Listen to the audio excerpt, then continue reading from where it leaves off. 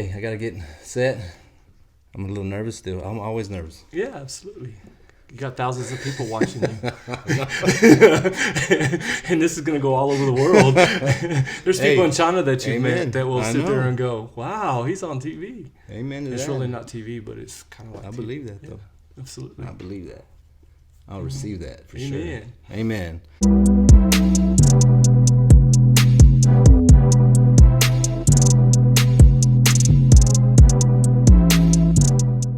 What is up, everybody? This is Jeremy with No Holds, and I have a very, very special guest today. He is someone who is very dear to my heart.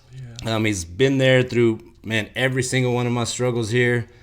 I there's so much I can say about him, but I can go on and on. It'd be the whole podcast pretty much. But he is my spiritual leader. He is my pastor, Pastor Tod Delay. Man, I'm so honored, so blessed that you are able to join this podcast. I appreciate you, man. Dude, I am more blessed, man, just to be able to sit here and spend time with you and to know what you've been through.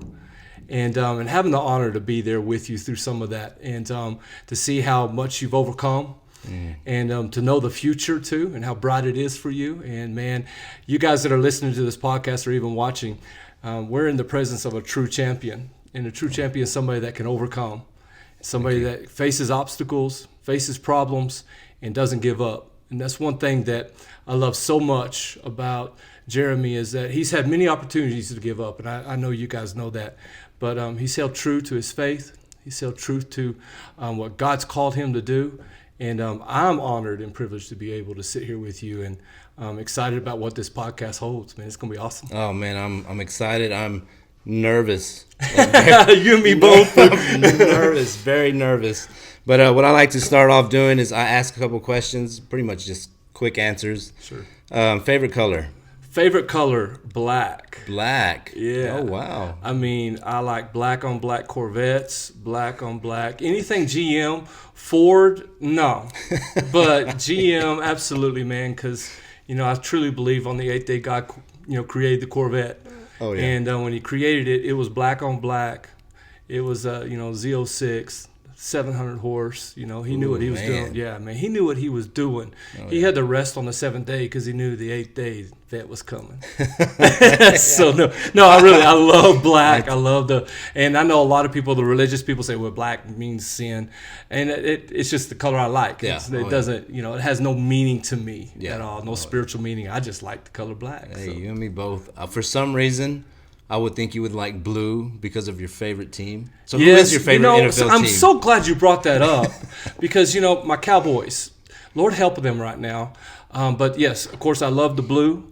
I bleed blue. I like the color black, but I bleed blue because I am a Cowboys fan, always will be. They're not doing good right now, but they're still America's team. Just wanted y'all to know that. And but yeah, we're believing God that's going to do some great things, especially when we play Philly again.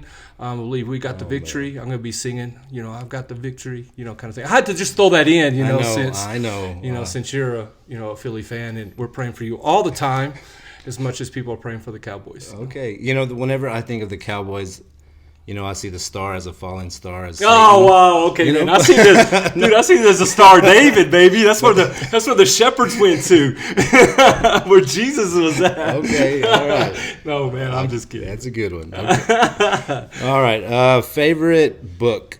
Favorite book. I mean, obviously, I'm a pastor. I'm going to say, and I don't mean this religiously, but obviously, the Bible is my favorite book.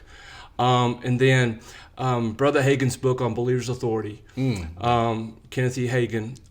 That book altered my life. And I remember reading it for the first time when I was in Bible school and understanding my authority in Christ, understanding that God's given me power, His power to rule and reign in life, and that the obstacles that I face, all the different things that I come across in just this life journey, God's given me the power to overcome it. And when I got that revelation from that book, and then of course the Holy Spirit teaching me and leading me, I was able to face things differently, knowing that I'm not on the defeated side, I'm on the victory side of it already. And so naturally, that's what I believe God's created in me, just that natural ability to encourage people, because I love seeing people get the victory in things. And it really came from learning not only who I am in Christ, but the authority that God's given me. And just a little testimony. I had the honor several years ago of ministering in Egypt and in Cairo. And there's some Bible schools there. And the Egyptian Christians are just so hungry for the Word of God. And I'll never forget, I had the honor of teaching that class, that course that I taught, or that I was taught in Bible school. And to see that book in Arabic, and to see the students receive that same revelation that I got, it's so profound how the Holy Spirit moves regardless of what country you're in. Yeah. When there's hungry hearts, man, I'm telling you, man, God moves powerfully. Oh yeah, it's man, awesome. I believe that. This dude, he's got so many stories. I'm telling you, man. Y'all get ready for this podcast because it's gonna be exciting. Yeah. Favorite food. Man, I love my wife's chicken enchiladas. She is not Hispanic by any means. She is a gringo. She's white, but she makes the best chicken enchiladas. In fact, that's one of the reasons why I married her. We were dating, and after church one service, she invited me and some other friends over to her apartment, and she said, I'm going to cook lunch for everybody. And as soon as my fork went through that chicken enchilada and it started going towards my mouth, I heard the Lord say, this is your wife. And then that chicken enchilada went into my mouth, and I said, yes, Lord, yes, Lord. There you go. So the rest is it. But chicken enchilada is my favorite. And of course, you can't go wrong with pizza. Oh, man, no. I mean, you can go pizza in the morning, at lunch, at dinner, at midnight. It don't matter. You can just eat pizza anytime. Yep. Oh, yeah. Same here. Man, I love pizza.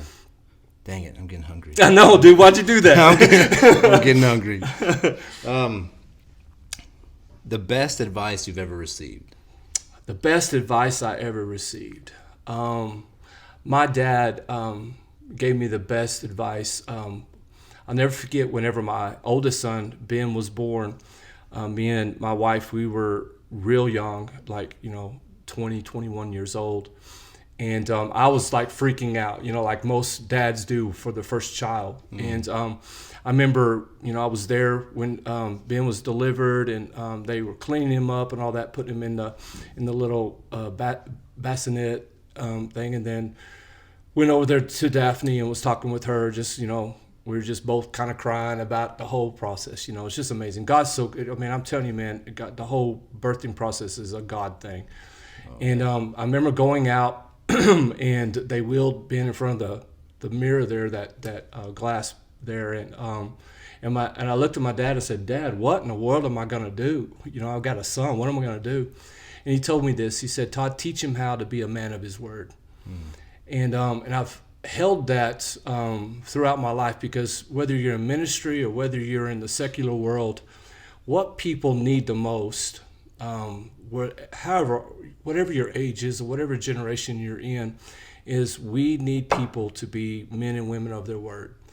And so I've endeavored to teach my kids that. I'm endeavored as a minister to hold that truth to my own life, because you can preach a good message. Yeah. You can say a lot of good things, but if you don't have a good reputation, you're really not where you need to be. Oh yeah. So I think that's the greatest advice, as my dad told me, just be a man of your word. Man, and you've done an awesome job at it. Yeah.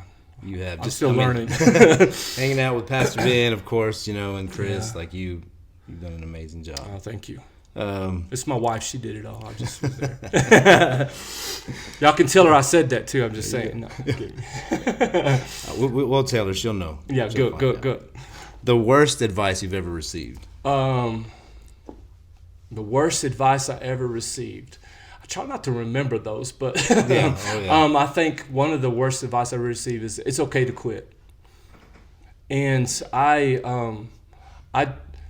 don't think it's okay to quit. I think obviously it's always good to evaluate where you're at. Mm-hmm. And because I don't look at quitting as something that's an option for me. I look at it, I'm just going to adjust. No. There might be a situation that I've faced in life to where it seems like there's no way out and I've got to do something different. I never look at it like I'm going to quit. I'm just going to make an adjustment and get better.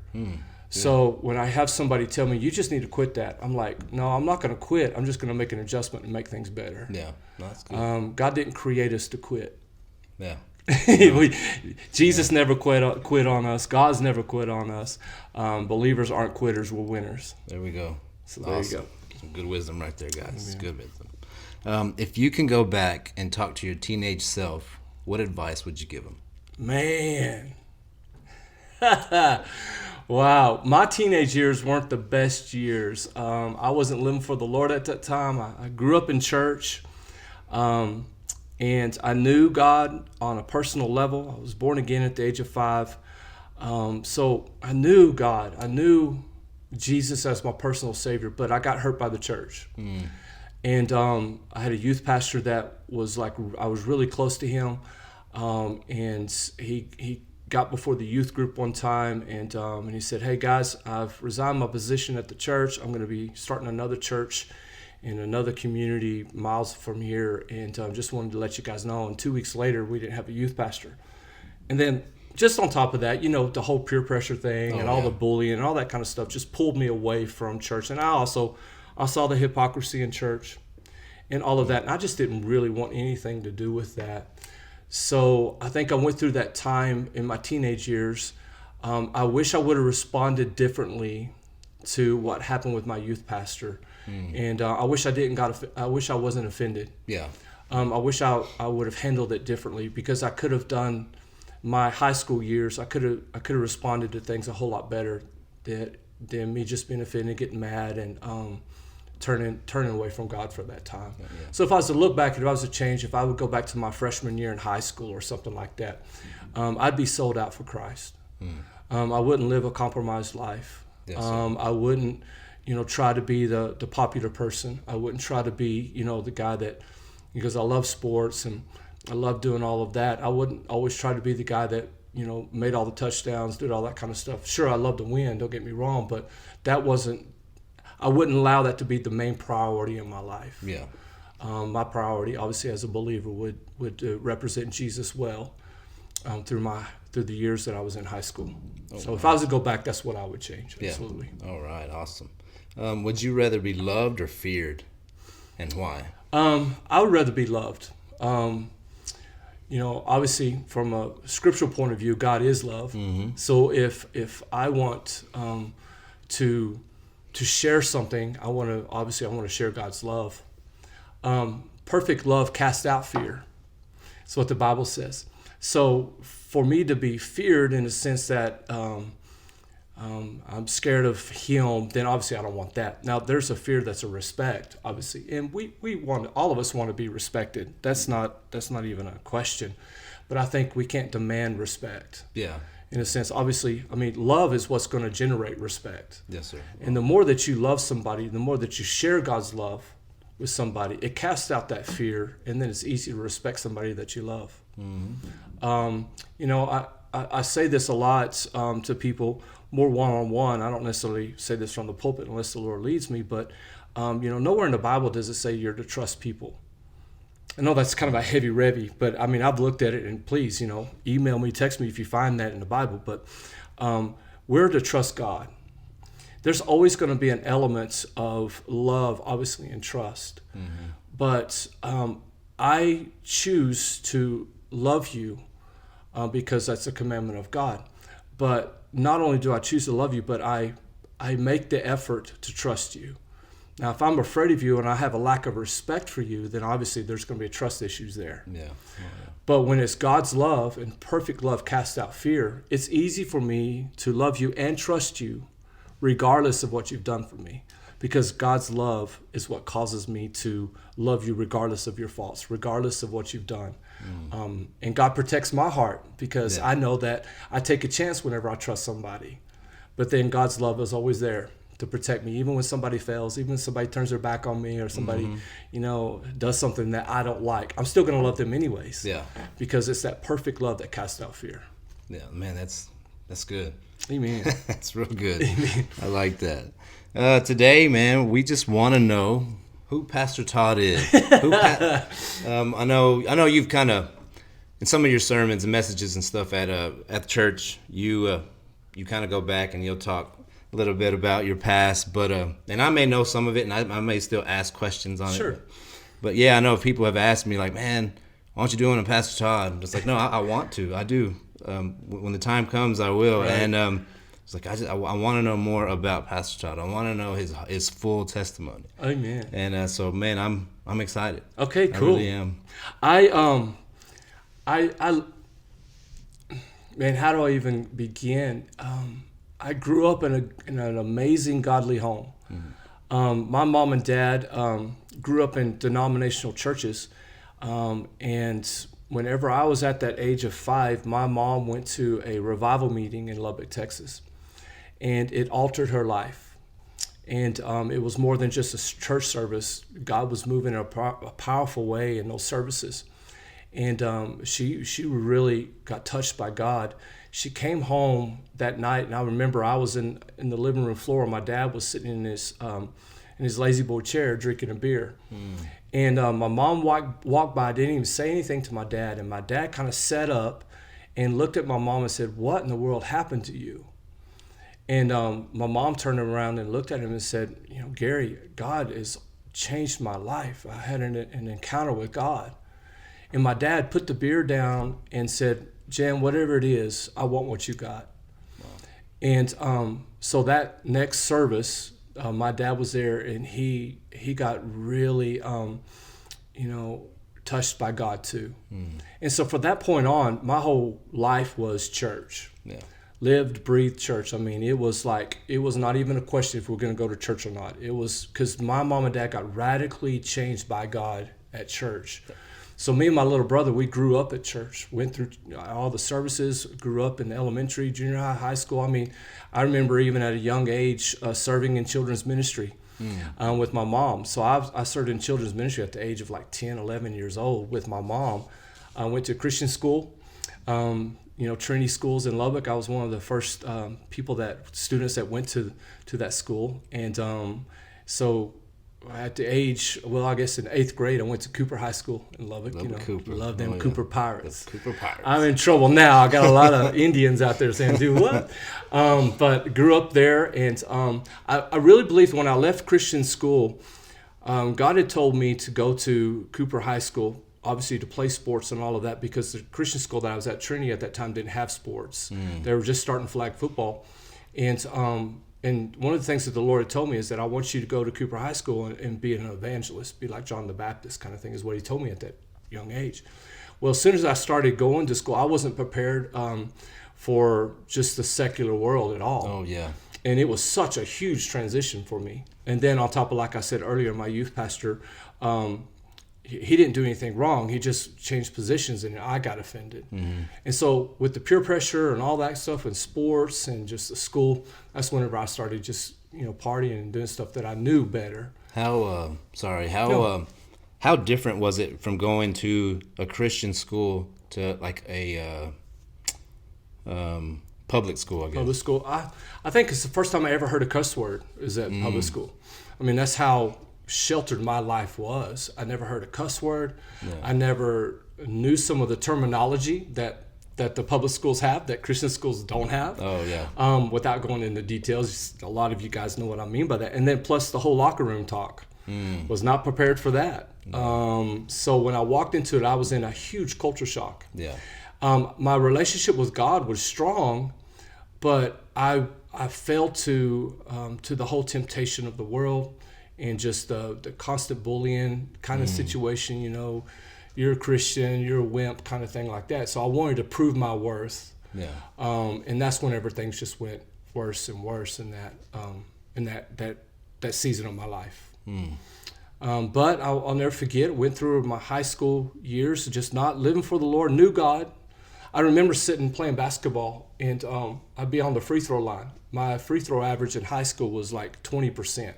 I was the first hack-a-shack, and I wouldn't even shack. They would hack on me just because I couldn't make my free throws. And so whenever I saw hack-a-shack back in the day, I'm like, I can relate to you, dude. They did it to me all in high school because I couldn't make my free throws. But I would sit there, even though I wasn't living for the Lord, I knew enough to pray. So I would sit there and pray at the free throw line. God, please, just I promise I'll be a good boy. Let me make this free throw. I'm tired of getting hacked. Kind of thing. And of course, I keep missing it. It wasn't because God didn't love me or anything. It's just I just wasn't living for the Lord. And but I had that relationship with God. Mm-hmm. I still knew God, but I knew that I wasn't living for God. Yeah. And so I was that lukewarm Christian. for many years during my high school years and then into my first year of college. And I'll never forget, I started getting into fights. I had an anger issue, and it was some from my relationship with my dad at that time. My dad was a perfectionist. I never matched up to what his standards were. Yeah. And so that was difficult too. So I finally just gave up and just rebelled because I got tired of trying to please him. Yeah. Sorry. No, go ahead. Like during that time, you said that your dad was a perfectionist and you really couldn't meet up to his standards. Like, say, when it came to sports, how was he on you on that? You know, it's interesting. With sports, he wasn't that bad. It was school. It was, my relationships with people, things like that. With sports, because he played sports. So he was more of an encouragement to me in sports. And that's what we always had a connection with. But everything else, just with my school, with my lack of enthusiasm for church, all of that, my relationship with God, all that, he just really kind of came down on me pretty hard on that. And unintentionally, I mean, now that my dad is, amazing, we had the best relationship now than we've ever had. Yeah. But at that time, now that I have kids and I have grandkids now, I understand where he's come from. We want so much for our kids, even when you're in your 30s and stuff, and you have kids that are young. You want the best for them, and sometimes you overdo it unintentionally. And I know that that's what my dad did unintentionally. He wanted the best for me. But at that time, to me, it didn't seem good enough. I wasn't good enough. Yes, sir. So that's when I just rebelled and said, I'm just doing it myself. I don't care what he thinks anymore, kind of thing. Did you also think about, like, say, your walk with Christ? Did you also be like, man, like, I'm just not good enough? Not even for Christ. I did, because my relationship with God was connected to my relationship with my dad. Yeah. And so because I couldn't please him, then I naturally didn't feel like I could please God. And so I just turned and just said, I'm just live for myself. I don't want this God up in heaven striking me down with a lightning bolt every time I mess up. So why even try? And so I did. For those several years, I lived that way. I just lived for myself. Didn't really care what people thought. Yeah. And just, I was really in a bad place. I was introduced to drugs, and didn't get into the heavier drugs because I had enough God in me to know don't do that, kind of thing. It was more of a fear of that than anything else. I was 6'1", and I got down to like 135 pounds, and I was just like, and it was just a bad time. And I remember I could take you to the apartment there in Lubbock. There was one night that I just came off of about 2 or 3 weeks of just being intoxicated, just wasted. And I came down off of that. So I've been sober for about a week. And I remember my friends wanted me to go out to some bars that night. And I just for some reason, I didn't want to go. And so I just stayed home at that apartment. And as I'm at the apartment, man, God filled that apartment. I don't know how to explain it. I don't know. I just knew he was there. And literally, he showed me in prayer what my life was going to end up being like. And I saw myself face down in a ditch. And I knew I was dead, and I knew that's where my life was headed. And it freaked me out. Yeah. One of those things, just like, oh my gosh. And then from that point on, I knew I got to get my life right. I was going to different places, always watching my back because I had a lot of enemies. And when you have a lot of enemies, you're always watching your back. It's misery. It's just total misery. Oh, yeah. You're just miserable all the time. And I was done with that. And I'll never forget, I fell on my knees in that apartment floor in my bedroom there. And I just cried out to God. I said, God, I can't do this anymore. I can't live for myself anymore. And I got to have you. I got to have peace back in my life. I'm not sleeping. I'm losing weight. The drugs are starting to be more of a temptation to me. The alcohol and all of that is overwhelmed me now. I have to have it all the time. So I was at that very dark place, and God's love was there. Do you mind sharing like what kind of drugs you were on? I did some speed. They called it speed back then, and then of course marijuana was everywhere. I mean, guys were smoking that before we went out and played football. Oh yeah. I mean, that was just a common thing. So those are the main ones. I knew that cocaine and all that other stuff was always wherever all the party was at. Everybody was shooting up or sniffing it up and all that. I mean, it was everywhere. And of course, in the 80s, that was huge in the 80s. Yeah. I mean, that's when, Nancy Reagan came out and said, say no to drugs. And we laughed at that. It's like, say no to drugs, whatever, you kind of thing. And it was a good effort on their end to kind of, because it was such an epidemic in our country at that time. So, that's kind of what. Did that have an impact on your brother? And that's where me and my dad really got bad. Is because I started convincing my brother to start partying with me. And my dad just went off about that. Because he kind of almost, he always prayed for me, but he stopped trying to convince me not to do it anymore. Yeah. But then whenever he saw my brother starting to go out with me, that's whenever it got really bad. Never physically, it got close a couple times, but never physically. But he was a Marine. So, I mean, Marines have a way about themselves. And so there's several times he has gotten in my face about some things. And of course, man, that was such a dark time in my life. And I look back on that now, and that's not even anything like me now. That's not anything like me and my dad's relationship. Yeah. But I'm so grateful that God delivered me out of that. I'm so grateful that me and my dad had the best relationship. We're like best friends. He still got his ways about him. I know I got my ways about me. And that's always going to be there because we're different in that. But we can always find that happy ground. And he's always going to be my dad. Always will be his son. I got his DNA in me. So, I mean, it's just part of it. But I'm glad those days are over. God supernaturally saved me from that. And in fact, that night that I was in my apartment, when I rededicated my life to the Lord, in that moment when I said, Jesus, come into my heart, that whole addiction side of me for the drugs and alcohol left instantly. I had no desire for it. And so much so that we used to build pyramids of beer cans in our apartment.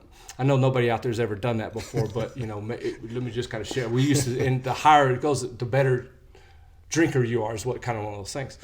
And so we had a big pyramid in our living room, and I never really smelt the sourness of beer before. I never knew that was there. But the moment that I got saved, the moment I rededicated my life to the Lord, I smelt that sourness. And it made me kind of sick to my stomach. Yeah. And that's from that point on, I've never had the desire to drink, do drugs, or anything like that. Because the whole drinking associated me to that dark side of my life that I never wanted to ever have again. It was just, and when I mean dark side, I'm not talking like Darth Vader or anything, but just that misery, that horrible side of life that I was just miserable.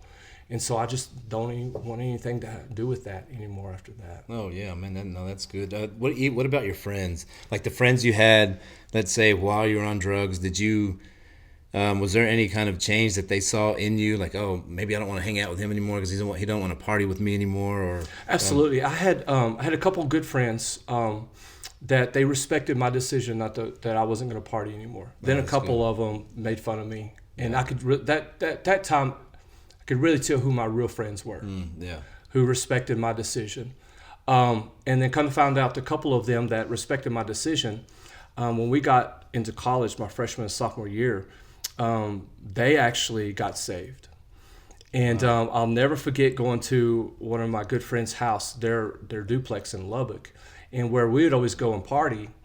I remember walking in there one time, and they were at the dining room table in their kitchen, and they were reading the Bible together. And I was like blown away because I hadn't seen them since the last party I was at. Oh man! Yeah. And then for me to walk in there and to see those three guys, in fact, one of them's still in the ministry. He's a youth pastor, and to see them sitting at the very table that we play quarters at, and all the different things that we've done at that kitchen table, to see them opening up the Word of God and reading the Bible together, I brought tears to my eyes. It's one of those amazing God moments. Nice. Because every one of those guys were raised in horrible situations.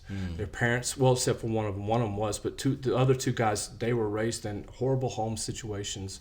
They were all kinds of stuff that was going on. Yeah. And to see God radically change them, and then to know that God had radically changed me, it was a profound moment, to walk in there and to see them, reading the Word instead of playing quarters. Oh man, yeah, it was amazing. That's man. To hear that, you did have friends that respected you.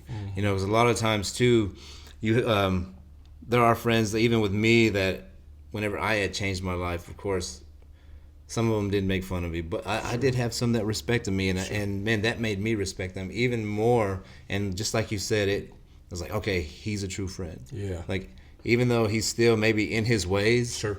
he's still like he respects me. Absolutely. You know, and man, I always valued that in people that respect, you know, that had your back pretty much. Yeah, absolutely. You know? Respect is such a big thing, whether you're a Christian or whether you're in the world or whatever. Mm-hmm. I think for us as Christian to have respect, even in the world's eyes, the world's more apt to become a believer or to be saved whenever they can respect a Christian. Oh yeah. But if you're all preachy and you're acting holier than thou, you're actually going to push people away. Oh yeah. Yes, but sir. if they respect who you are as a man or as a woman, they're more apt to become a believer because they see your lifestyle. Sure, you make mistakes. We all make mistakes. Mm-hmm. We own our mistakes, but we keep living for Jesus. And they'll see that. They'll have respect for that, and they'll want more of that than us trying to go out there and preach and cast devils out of everybody. You know, that kind of stuff. You know, that's not going to be very productive. Yeah, no, I totally agree with what you said there. Yes, sir. At what age did you encounter God?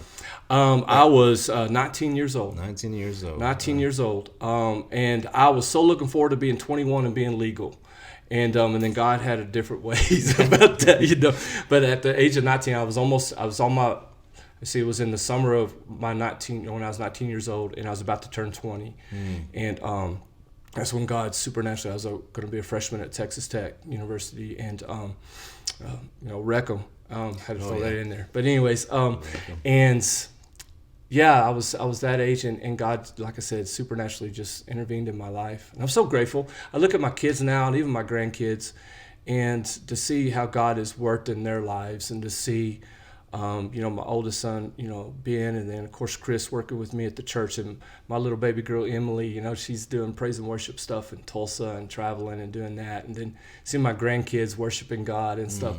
Dude, I'm telling you, from the time that I was, if you were to tell me, I'd be sitting here with you at the age of 19, I'd be saying, y'all crazy. There ain't no possible way. You're crazy, man. Yeah. And being in Seminole, Texas, y'all crazy, man. Because I had dreams of being in a Metroplex, making all kinds of crazy money, driving the Lambos and all that kind of stuff, but yeah, here we are. I know, man.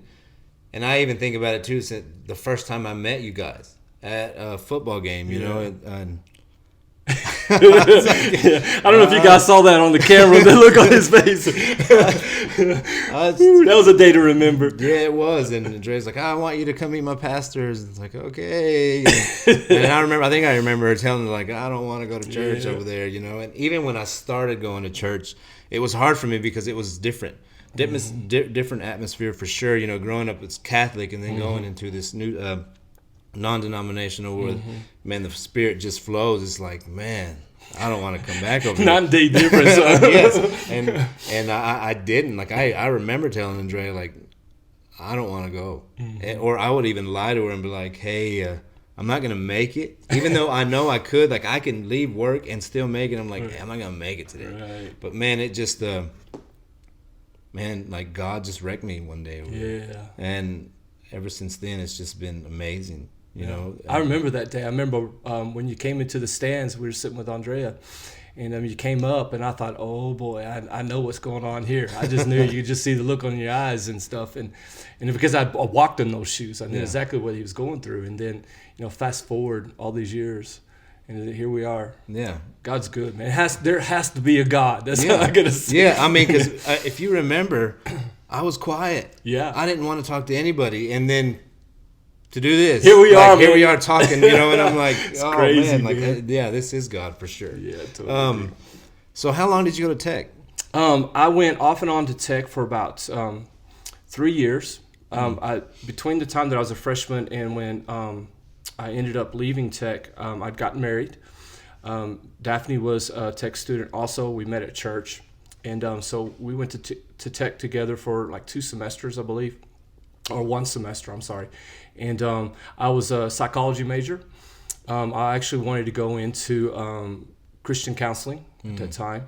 And what really kind of pushed me to Bible school is, not to take away from any of the universities or anything, but for me, I had a call in my life for ministry. And universities have gotten, for me personally, had gotten real liberal in a lot of their mentalities that they had. And for me personally, I wasn't going that direction. since then I've gotten a master's degree in theology and things like. So I firmly believe in universities and collegiate education. But that's when I found my call at Texas Tech, if you want to say. I knew that I was going to be in the ministry, but going through the different classes at Tech and learning different things about psychology and family and all that, I just like, man, there's something more than just a degree that God has for me. Yeah. And so that's when I went to Bible school and pursued that. Yeah. Hey, tell us how you met Miss Daphne. Oh Lord, you're gonna do that to me? Yeah, I want to know the story. I mean, we might have to edit this.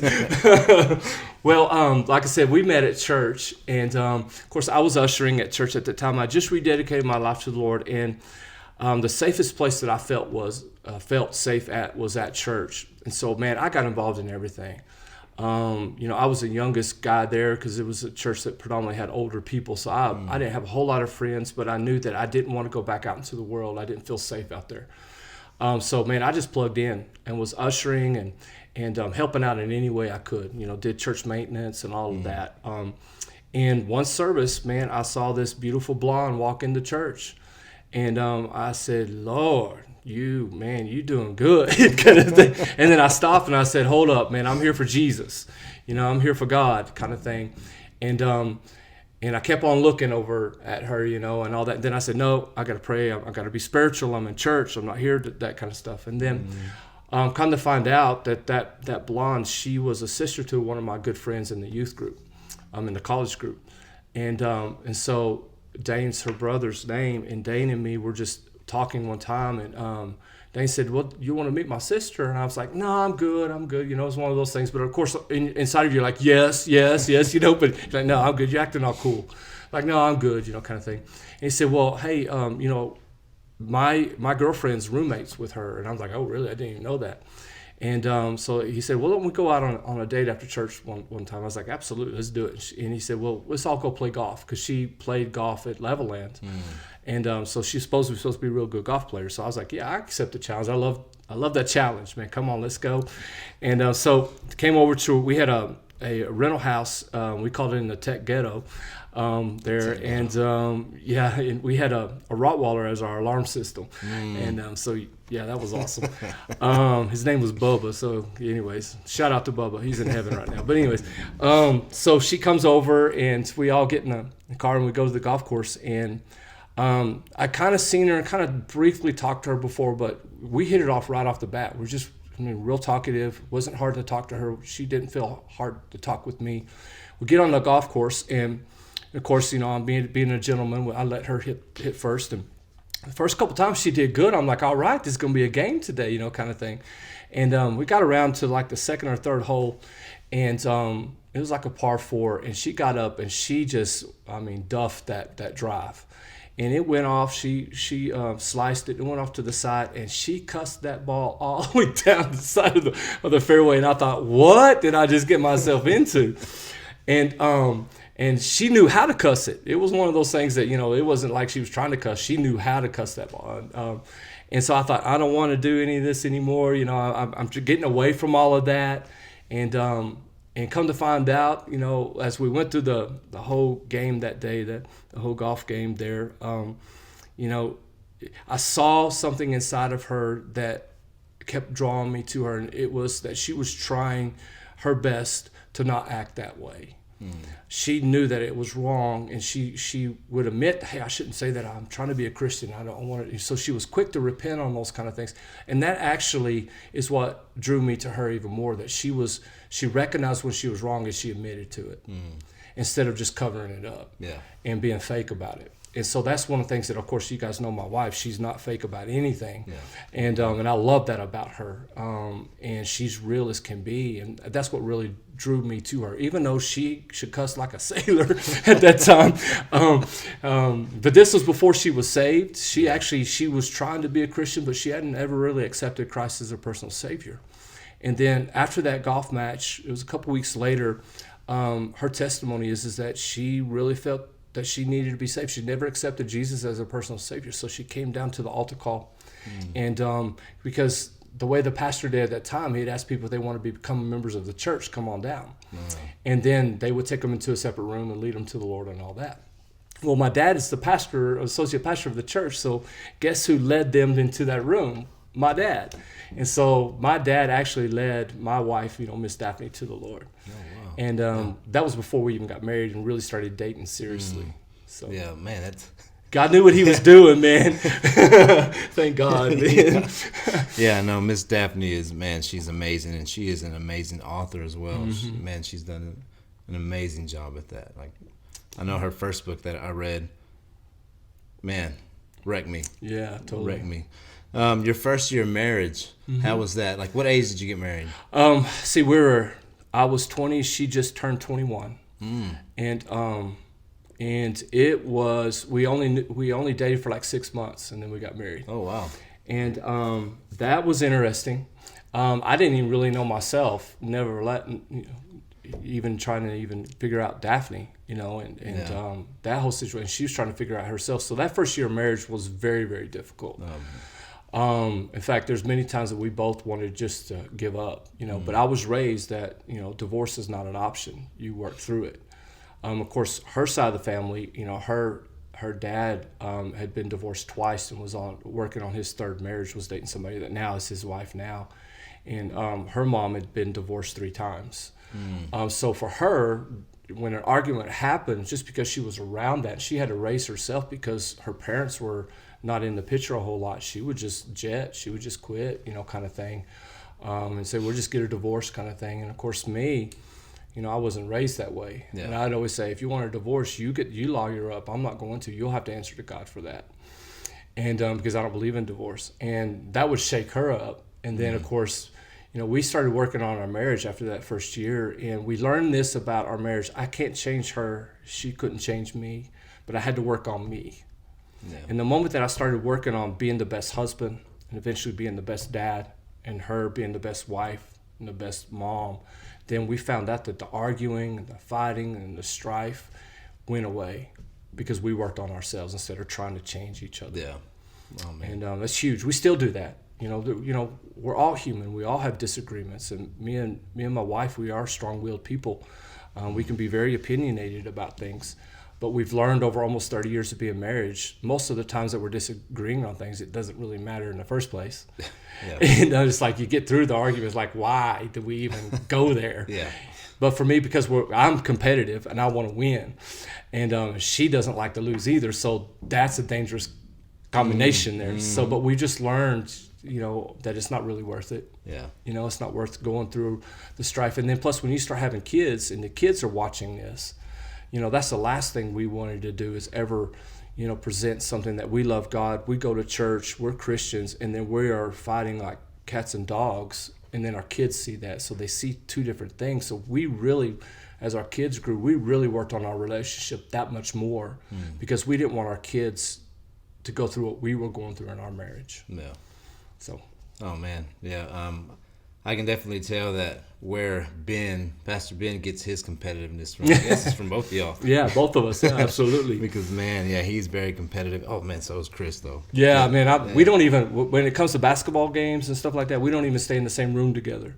I mean, I'm a LeBron James fan, and they just don't like LeBron at all. But, he's the king, so I was just saying it's bad anything. Oh, so you would say LeBron over Jordan? Oh, here we go, man. I grew up with Jordan. I mean, I had Jordan shoes in high school. Yeah. Yeah, man, you had to open up a can of worms right there, man. Look, I love both of them. I'll just leave it like that. I don't want to create any more enemies, but yeah. So, did y'all have Pastor Ben before you went to Rainbow? Yeah, we did actually. We actually, Daphne was pregnant when we got married, which was a big to do in church. Yeah, preacher's kid getting someone pregnant. So how did your parents react to that? Not good at first, not good at all. My dad already knew because he's so in tune with the Spirit. He kind of already knew. So when we went to them and shared that with them, of course it wasn't good, And I didn't have to say anything. My dad already knew. He just said, "This is why y'all meet with us." And Daphne's side, they were a little bit more open to it because just her family dynamic on that side, but on our side, it wasn't very good at first. That's why God is so amazing, that he still restores things. Oh, yeah. And me and Daphne both made the decision that we loved each other and that we were going to make our marriage work and we were going to raise our son. And we didn't know at that time it was going to be a son, but thankful that it was. And but yeah, so we were kind of the black sheep in the church and everything. But we got to that place where we didn't really care what people thought. We were there for God. Yeah. And sure, it was a sin what we did, but we repented and didn't go back that way ever again until after we got married. And so, yeah, absolutely, man. It was a challenging time. I have a lot of compassion for people that are considered an outcast by the church, because I was one of those. Yeah. And so for me as a pastor, I have a hard time with religious people coming down on people because they're not perfect, or what they perceive should be perfection. Oh, yeah. Because everybody's got skeletons in the closet, and we're the last ones to be judging other people. So my whole view of church and people coming to church is simply just come as you are, but get ready, don't stay that way, because God doesn't want you to stay that way. Yeah. God wants you to grow. God wants you to get those skeletons out of the closet, get healed of things. So absolutely. So as me and Daphne are learning how to be married, we were also raising a child. And then Ben went with us to Rhema, to our Bible school. He was about 3 or 4 years old. And so Ben's been with us the whole way. So he had to grow up fast. He had to be mature. And God put that grace in him to be mature. He's way more mature than his age is. And some of that is because of how me and Daphne raised him. So, yeah. When you found out that it was a boy, what was your reaction? Did you want a boy or did you want a girl? I did. You know, of course I would take whatever God gave us. You know? And I would like to have a girl too. Don't get me wrong, but God knew when to have the girl. I was raised with obviously a little brother, and on my side of the family is all boys. So I wasn't really nervous about having a boy because we all had boys. Yeah. So I mean, it was like, all right, cool, boy. All right, I get to teach him how to play sports. I get to be a man and show him how to do things and all that. And but to have a girl for the first time off would have like majorly thrown me for a loop, because I had no idea how to raise a kid, first of all, and then to have a girl, whoa, that would. Wow, I'm so glad God knew what he was doing when he gave us Ben. Yeah. For sure. What was one of the struggles that you had when y'all had Ben? Like, when did y'all move to Tulsa? We moved when he was about 3 years old, so that would be, we moved in 1993. And did you know anybody over there in Tulsa? Knew nobody in Tulsa. So what was the struggle that was over there? One of the biggest struggles that you overcame? For Dad, was providing for a family, and knowing that God had called me to Bible school, and knowing I had a job lined up when I worked in orthotics and prosthetics, which that is like knee braces, building braces for people and stuff that can't walk very well. And so I had a job lined up, and it was a great paying job in the medical field, and looked forward to it. So I get there and I walk into this place where they kind of promised me a job, and they told me that they found somebody else. And so that was just like heart-wrenching, because I bring my wife and my son. Yeah. We're going to Bible school, and my goodness, how we're going to provide and all that kind of stuff. That God supernaturally, I remember there was people in the church that we were at before we moved to Tulsa that sent us money in the mail, and man, thank God for that, because that helped us through the first couple months till we got settled. And then God supernaturally had led me to it was God used my brother-in-law, which was Dane's, which was Daphne's brother, Dane. He worked at the airport as a shuttle bus driver, and he said, hey man, if you can't find anything, just come on out, I'll get you a job. And I was at the end of my rope. I tried everything, because I didn't think a shuttle bus driver, you ain't gonna make any money. I gotta provide, kind of thing. Oh yeah. And so I said, I gotta do something. I got mouths to feed. So I just went ahead and said, all right, let's do it. And come to find out that job paid more than the job that I had in Lubbock. Oh, wow. And through the tips and the hours that they gave me, and I was a shift leader and all that. So God knew what he was doing the whole time. And then plus I worked with other Bible school students too. Yeah. So it made it a whole lot easier. to go to Bible school too. Yeah, man, that's awesome. Yeah. I remember even hearing, I think Daphne would talk about it, how y'all would just eat. Maybe y'all just had some canned food or something like that. I remember her Hamburger Helper, baby. We had Hamburger Helper like you not believe me. In fact, I can't remember the last time I had Hamburger Helper because we were done. We moved back to Texas. We had we had Tuna Helper, Hamburger Helper. We had every kind of helper that we could have, man. Because that's all we could afford at that time, and grateful for it.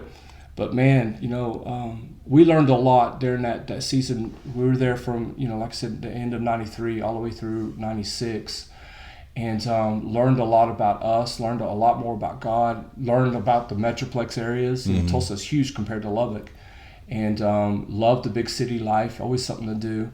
But then I knew that God was calling us back. But it was we had one car. She worked at a real estate company.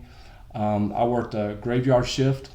So I'd go to work about 6, 7 o'clock and work all night, get off, because I was a shift leader. I'd get off about 7 o'clock in the morning and then come home, change. And at that time, the dress code for Bible school was a full suit, tie and everything. Oh, wow. So I'd take a shower, get my tie on and go to Bible school, not even rest, and go till lunch.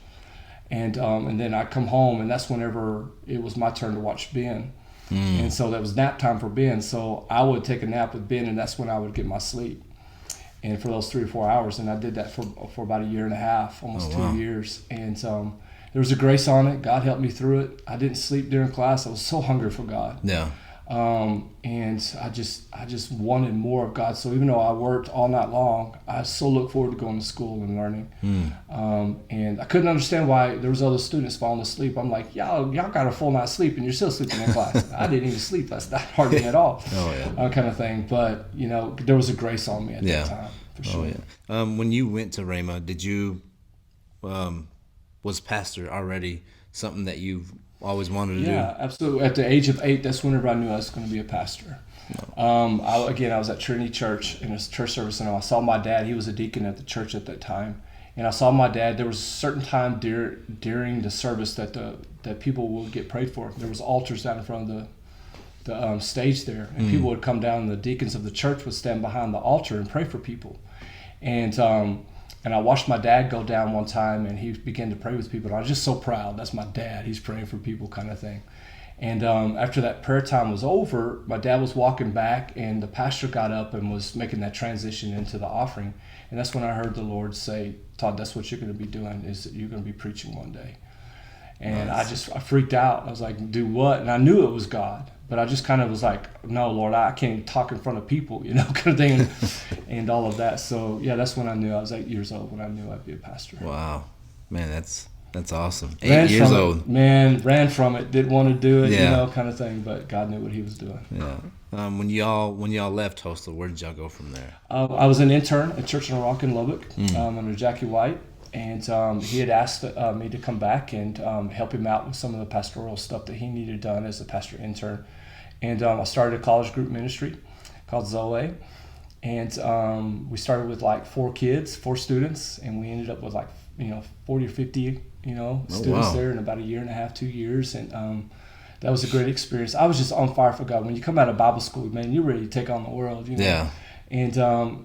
And still have that fire in me. But, man, the church at that time didn't have a place for the college ministry. I was just starting it up. And so I had to clean out a closet in the church.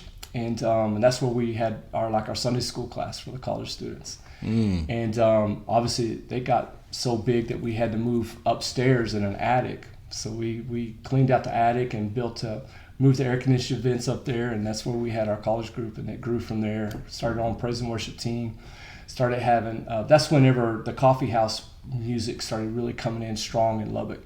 So we did a lot of coffee house ministry and stuff like that. Oh, nice. And that's what really grew our college ministry. Nice. And even back then, did you sing back then? I did. I was in a Christian heavy metal band. There you go. Yeah, baby. Yeah. I'm telling you, man, that's where Ben gets his double bass, his drums.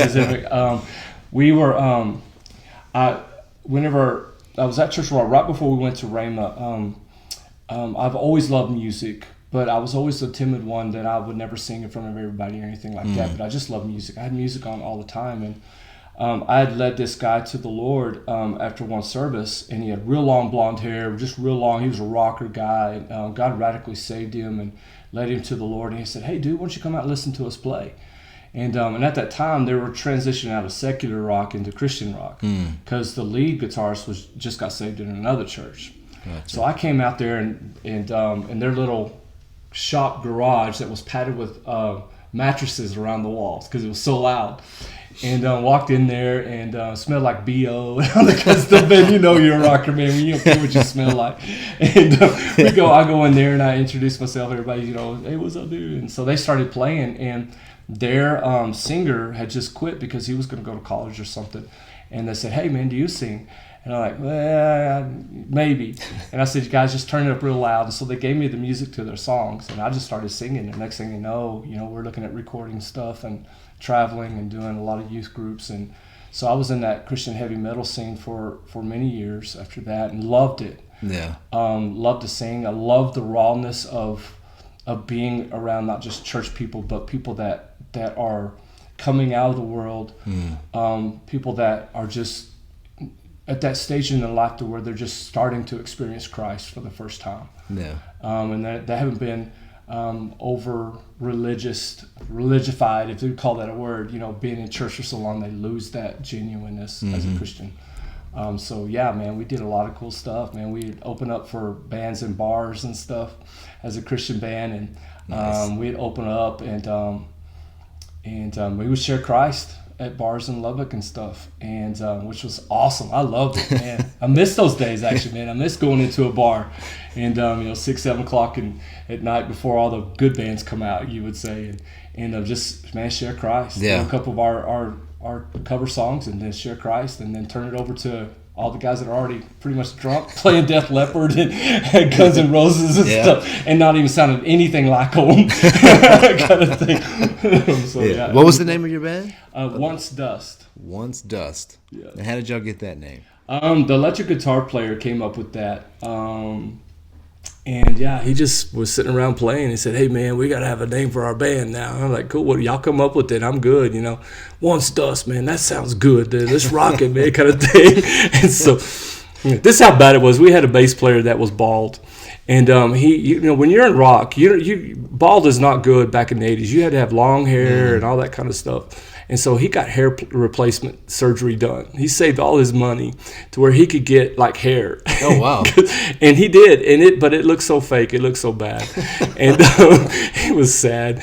But he was an excellent bass player, amazing bass player. But man, he just always had that you never talked about his hair because he would go off on you because he's like, "I spent thousands of dollars on my hair." I'm like, "Dude, it's not even your hair. Yeah. It's put in your head," kind of thing. So was your family, like your dad and your mom, excited for you to come back to Lubbock? Absolutely. In fact, it was a great transition because obviously it was kind of hard at first. But my mom and dad had seen the growth in me and Daphne's life spiritually, and in fact, it was so funny. Me and my wife, we were talking about it today. We were having a meeting with our staff at the church, and she'd actually talked about, in our church, we're making a transition to where before service starts, we're going to have more prayer before service starts corporately. And what we had done before in the past is that we put these screens up that would rotate in our church service and help people what to pray for, like missionaries and things like that. And one of the pictures that came up was me and Daphne, pray for your pastors. And my mom had come to one of those services with my dad, and my mom looked over to Daphne and looked at the picture that was on the screen and said, "Daphne, that's the girl that we've been praying for." Oh, wow. And, at that time, it wasn't. Yeah. But it was just a whole lot of drama that was going on at that time. But to see how God worked in my family after everything that happened previously when we moved back, and how God just supernaturally restored things, is a very powerful testimony to how amazing God is. Yeah. Oh, yeah. And what about the relationship with your brother? Have you always had a pretty strong relationship? I've always had a great relationship with my brother. He actually worked church maintenance with me, and we had the best relationship. He went on into counseling side of things. He's actually a counselor in the jail system in the state of Texas, and so he counsels inmates as well as other counselors now. Nice. So he's in fact, was about 4 or 5 weeks ago, we went fishing together with his son, my nephew, and we're very competitive. And so, got to tell a fish story. So we're out there fishing and just had the best time. And he's at the back of the boat, I'm at the front of the boat, and we're trolling around. And his son just catches a nice-sized bass, puts it back in, you know. And man, I hammer one, and I'm reeling it in, and the mouth comes up out of the water, and it's a big old mouth. In fact, my nephew says, "That's a big bass," and I said, "Yeah," and I was about to flip it in the boat, and it flips off. And I'm like, "You got to be kidding me!" And this is my little brother. He said, "Should have set the hook, Todd." Just like that. I'm like, "Thanks, brother. Appreciate it. Love you. I'm about to push you out of this boat." That kind of thing. So we had the best relationship. Yeah. We don't talk. I wish we would talk more. We text and stuff, but we would see each other at Thanksgiving and Christmas. But he's got a family now. Yeah. And all of that. So we endeavor to do our best to meet and hook up and stuff like that. So yeah, we have the best relationship. He was my best man. So yeah, absolutely, man. We have a great relationship. Oh, that's awesome. That's good. I know Pastor Bracken, I guess, is your pastor. Absolutely. When did you transition to his church? And when we graduated from Rhema, we came back to Church on the Rock, and I was an intern there for. I committed to 1 year of internship, and I looked at underneath Pastor Jackie's ministry, eventually starting another Church on the Rocks, and going doing that. And the timing for that, the church at that time just wasn't timing. It wasn't the right timing yet. Yeah. And so I committed to another year just to be there because I still do love Pastor Jackie. He's doing an amazing job there in Lubbock with all the Church of Rocks campuses and everything. And so honored to be even a part of the ministry for that short period of time. And so God had just really started working on my heart about, really pursuing like more pastoral ministry. And so Pastor Jackie actually had Pastor Bracken come and do a men's breakfast and just minister to the men. And I just graduated from Rhema, so when Pastor Bracken came in and started ministering to the men, I was like, oh my gosh, this guy, he's full of vision. I love what God's doing. And immediately God had told me, just out of the blue, he just said, that's going to be your pastor. And it shocked me at first. I'm like, what? I already got a pastor. I'm on staff in another church kind of thing. Yeah. And so I just kind of put it on the shelf kind of thing. It's God, but God had to work it out. And then over time, God had started reminding me of that. So I went to Pastor Jackie about it even, and he said, man, if God's telling you to do that, then I release you and do whatever you need to do and follow God on that. And it was Pastor Jackie has the utmost integrity about that, and he's got so much love, and he just released me and Daphne to go and do what God said to do. And so we started going. At that time it was called Church on the Go. Now it's Harvest Church, and we just went in with the whole and not knowing that we'd end up pastoring here in Seminole. We just went in just wanting to serve. Yeah. And so again, started ushering and just, whatever Pastor Bracken needed me to do, I was there to serve. No strings attached. Didn't have any kind of preconceived idea. I wanted to serve. And then just fast forward, about a year or so, Daphne became the secretary of the church, and we started the Harvest Church started the church here in Seminole. There's now Transformation Church, and I was a part of that team that helped start the church here. And but the whole time I was thinking, God, you're going to send me to the big city, the Metroplex area, and start a big 5,000 member church and everything. That's kind of what I thought. And then when God said, it's time to go to Seminole, there's a position open, and I was like, all right, God, let's do it. And so fast forward over 20 years now, here we are. Oh yeah. And I'm so grateful that God said, go to Seminole. We've raised all 3 of our kids here. Seminole's amazing. It's an amazing community to raise your kids in, and just the spiritual atmosphere here is amazing. Every community's got its stuff, it's got its things. But for me, this is home now. Yeah. Even though I graduated from Cooper High School, I've got a lot of Indian blood in me now. So because of this community, I love Seminole, I love Gaines County, I love all the surrounding areas, and even when I just got back from Burma. A couple weeks ago, which is 10,000 miles on the other side of the earth. And one of the things when I hit Texas, in Dallas, I came out of the plane singing I was born in the USA. I was so thankful. Yeah. And then being able to drive from Lubbock, from the airport to Seminole, and just seeing the flat lands here, it's home. It's home. Yeah. Have I desired to move other places? Absolutely. Especially when things aren't going right. You want to, it's like, I'm out of here. Who needs Seminole anymore? But whenever God says that's home, you just stick it. stick with it. Oh yeah. What was one of the biggest struggles you had as being a pastor? Like your first year being a pastor? My first year, I was 29 years old, 30 years old, and there was already a leadership team that was established in the church. Because the pastor that was there, he had only been there for like 10 years, or not 10 years, for 10 months. And his wife had just passed away of breast cancer. And so he resigned his position because it was just so difficult through that transition of, your wife was with you in ministry and everything. And so he had moved to Dallas. And the position opened up for us, which we knew that we were supposed to be here. Seminole. God had specifically told us to. And so that first year, because there was already a leadership team established, and they really kind of wanted to take over the church in a sense, because there was a gap that needed to be filled. Yeah.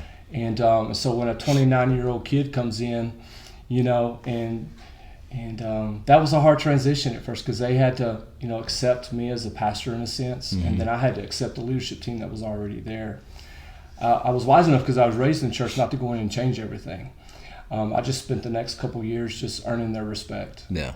I wasn't going to come in and try to make all kinds of big changes or anything like that. So there was like 40 people in the first service that I preached at, and then the next service there was like 100. Because everybody's checking out that young kid that came from Lubbock, kind of thing. And then after about a month of having 100, I thought I was like, God, you're good, 100 people, glory. They liked me. Yeah. And then after that, the numbers went back down to 40, kind of thing. I was like, oh, what did I have? What happened here? So I think that was our first, big hurdle. That first year to 2 to 3 years is just working with the leadership that was already established.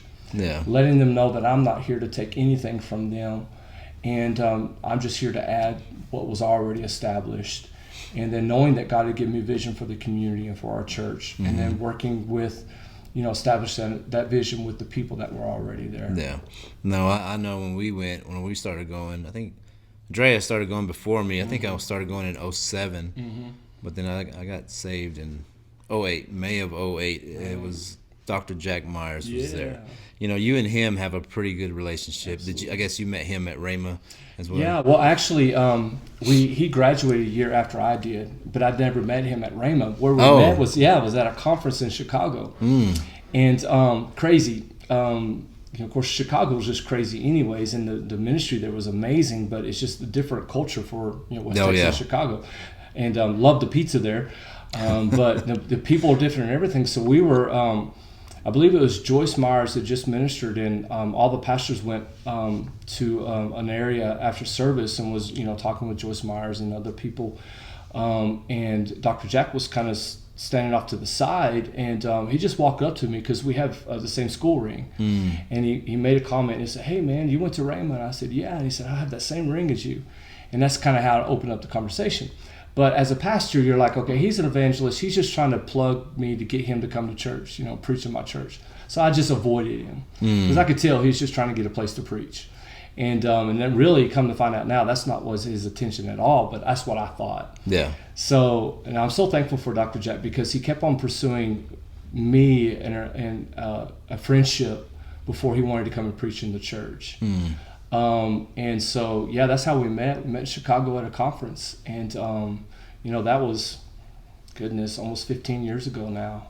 Oh, wow. And so, yeah, you can have a lot of friends, and it's good to have a lot of friends, but all you need is a couple good best friends. Yes, sir. Oh, that'll be with you for the rest of your life. Yeah. And he's one of those that'll be with me for the rest of my life. And we're total opposites in a lot of areas, but we have a heart for souls. We want to see people saved. We want to see the move of God take place, but how he does it and how I do it's different. Oh yeah.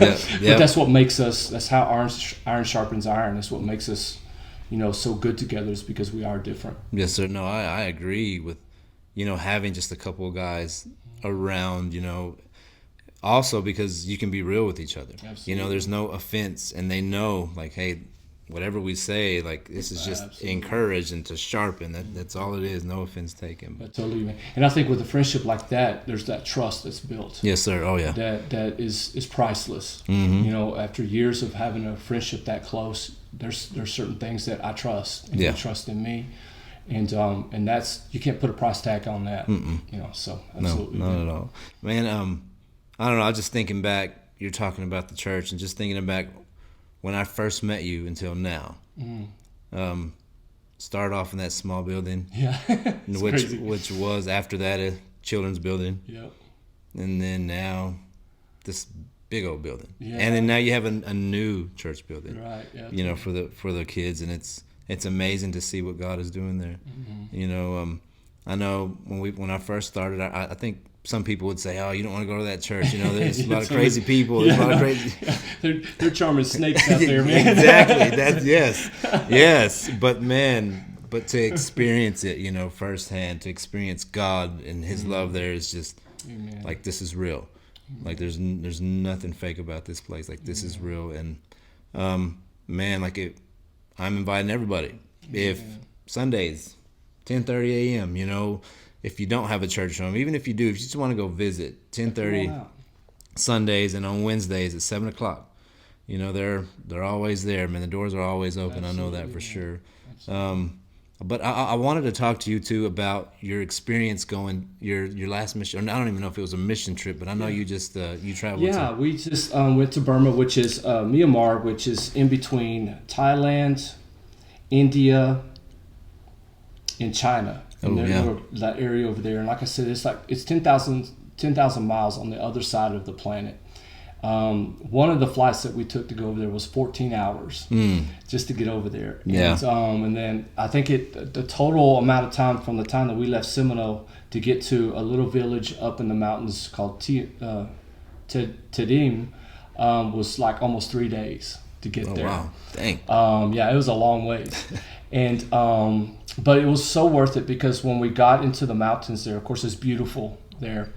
And thank God for the Baptists, because they had sent missionaries in the late 1800s to that community. And this is before airplanes, before any of that. So there was one missionary specifically that went there, literally gave up his life here in the States to go to that community. There's about 20,000 people there.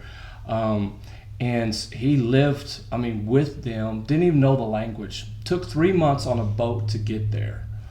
Wow. And just literally, him and his wife just laid down their lives for the gospel, and just started just working with the people there. It's a predominantly Buddhist community, and so they didn't really get anybody like born again, saved, accepting Christ for several years. It was like 1 or 2 people got saved. For them to stay there for like 30 years, and just plugging at it, just going and just witnessing to people. He was the first person in that whole region that translated the whole Holy Bible from English into their native language. So he had to learn their language first. Wow. And then spend the years translating the Bible to where they could even read the Bible. Wow. So for me to even go and to walk in the same places that missionary walked, and to minister to some of the same generational people that have been in that community, it was an honor for me. Yeah. There was another Baptist missionary that came later on after World War II, and because the country had been predominantly communism till like 2015, and so they just came out of communism, and they're more of a like a country like ours, a democratic country, and so I got to go into the missionary's house that he hand built in the 1940s. Oh wow. And the house has not changed. Dang. It hasn't been remodeled or anything. So it's like the original first barn house, kind of thing. Yeah. And so we walked in, and the associate pastor that was living there just showed us. He actually showed me the bed that him and his wife stayed in, and all that. It's still there from the 1940s. Oh wow, man! And which is amazing. So that kind of stuff, as a preacher, that blesses my heart, because it's like, man, there's guys that have plowed this field before we even got there, and we get to see the fruit of their labor now. Yeah. And I got to sit down in his chair that he prayed in, that he developed messages. He just spent time, and that was, for me, was just almost like life altering, to sit in the very chair that this missionary spent 40, 50 years of his life, spreading the gospel in that whole region, and gave up his life here in the United States to go there and spread the gospel, and to sit in the very chair that he sat in, studied, prayed, met with people with, and it's the same exact chair. And to put my hands where he put his hands, it was altered. In fact, my son, Pastor Chris, he was there with us, and he took a picture of it. And I didn't know he was taking a picture of it, but it was you could tell that God was moving in my heart just about That's what really impresses me, is people that are willing to stay. Yeah. Willing to just, when God says do something, and you stick it out. And you just stick it out, and you stick it out until God says something different. No, that's good. Yeah. Man, that's It's an amazing trip. Yeah. Amazing trip. Some good wisdom too. Very good wisdom.